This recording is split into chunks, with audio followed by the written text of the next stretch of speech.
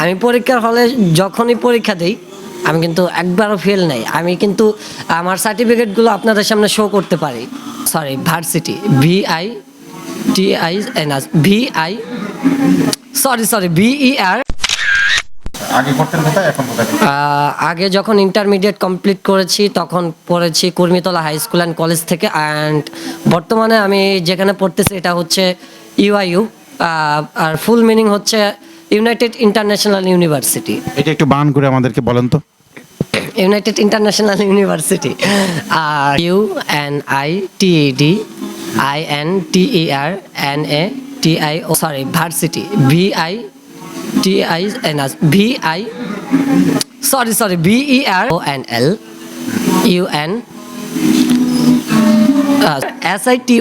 Varsity. এখানে আসলে ভর্তি ফি কত টাকা নিছিল? এখানে যখন প্রথম ভর্তি হয়ে আমার সাবজেক্ট অনুযায়ী 1,04,000 টাকা নিয়েছিল। এই টাকাটা কোথায় পেয়েছিলেন? এটা ফ্যামিলি পার্সন দিছে। যদিও একটু কষ্ট হয়েছে, কারণ 1,04,000 টাকা কিন্তু মুখের কথা না।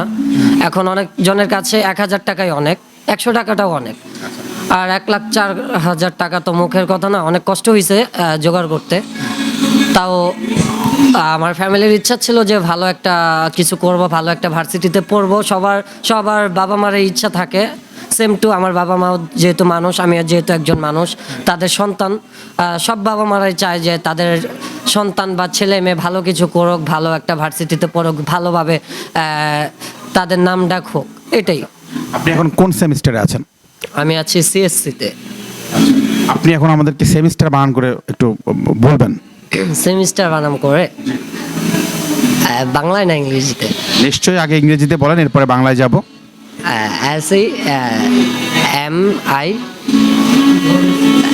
SEMESTER। মানে আপনি চাইলে আপনার কোনো শিক্ষককে ফোন দিতে পারেন, আপনি চাইলে আপনার কোনো বন্ধুদেরকে ফোন দিয়ে সেমিস্টার বানানোর একটা হেল্প নিতে পারেন, প্লিজ। আপনি যে ইউনিভার্সিটিটার নাম নিলেন এবং তাকে ধর্ষণ করলেন, আপনি কি একটাবার চিন্তা করছেন যে ওই ইউনিভার্সিটিতেও ভালো ভালো কিছু স্টুডেন্ট আছে, তাদের ইজ্জত কোথায় যাবে? এখন যার যারটা তার কাছে। এখন আমি পাস করছি কিভাবে আমি জানি না ভাইয়া। আমি কিন্তু বই একদমই খুলি না। আমি পরীক্ষার হলে যখনই পরীক্ষা দিই আমি কিন্তু একবারও ফেল নাই। আমি কিন্তু আমার সার্টিফিকেটগুলো আপনাদের সামনে শো করতে পারি।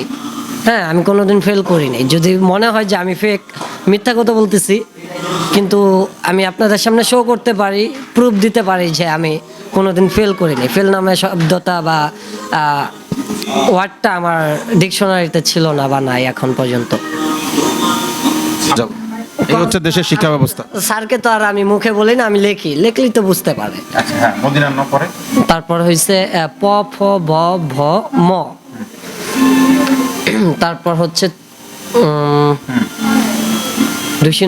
ঢাইশিন্নর 29 কি ঢাইশিন্নর। হ্যাঁ, এটা কি? এটা হচ্ছে আপনার ঢর মতো, নিচে ফোঁটা। হ্যাঁ, এখন আমি কি আপনাকে লিখে দেখাবো? না, আপনি বলেন পরে। তারপর হচ্ছে 29 কন্ডাক্টর 19 বিসর্গ চন্দ্রবিন্দু। কি কার বিসর্গ না, কি কার বললেন? কন্ডাক্টর 19 কর। 19 কর। এটা কি আপনি শিখছেন? আমি ভাবি শিখছি। পুরো বাংলা ভাষাটার তো মানে শেষ করে দিলেন, এক কথা ধর্ষণ করে দিয়েছি। আচ্ছা, ইতিহাস নিয়ে কতটা জানেন দেশের? ইতিহাস নিয়ে তো ভাই তেমন জানি না। 16ই ডিসেম্বর স্বাধীনতা দিবস। 16ই ডিসেম্বর হচ্ছে, হ্যাঁ, স্বাধীনতা দিবস। আপনার ইউনিভার্সিটির নাম কি বললেন? ইউনাইটেড ইন্টারন্যাশনাল ইউনিভার্সিটি, সংক্ষেপে ইউআইইউ। আচ্ছা, এখানে খুব ভালোই পড়াশোনা হচ্ছে যা বুঝতে পারছি। আচ্ছা, এরপরে হচ্ছে বাংলাদেশে ভাষা দিবস আসলে কোনটা? বাংলা ভাষা দিবস কোনটা?